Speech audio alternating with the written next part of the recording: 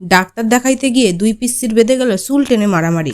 আর এদিকে হাতে টাকা না থাকায় হতে হলো অপমান। ফিরে এলাম বাড়ি। তো hello everyone, welcome back to my channel. আমি পল্লবী আর তোমরা দেখছো পিচ্ছির মার চ্যানেল। আজকে আমরা দুই কার্টুনে মিলে গেছিলাম পিচ্ছিরে ডাক্তার দেখাইতে। এই যে মহান ব্যক্তিটা শুয়ে আছেন, এইটা হচ্ছে গিয়ে রূপবানের রহিম। বর্তমানকালে সারা রাত জাগায়, দিনের বেলা ঘুমায়।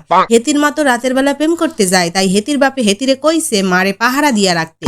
এই লাইগা এখন হেতি নিশ্চিন্তে ঘুমাইতেছে, আর রাত্রে বেলা চোখ টাপা টাপা করে তাকাইয়া মুইরে পাহারা দিবে।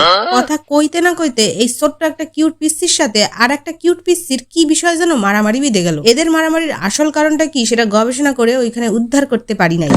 যাক, এই বিনোদন দেখতে দেখতে কি করে সময় কেটে গেল বুঝতেই পারলাম না। এরপর যখন ডাক্তার দেখানোর সময় আসলো, পকেট হাতাইয়া দেখি টাকা নাই। মান সম্মান সব খোয়াইয়া চেম্বার থেকে বাড়াই আসলাম। তারপর পাড়ার থেকে টাকার কালেকশন কইরা আবার ডাক্তারের কাছে ফেরত দেয়।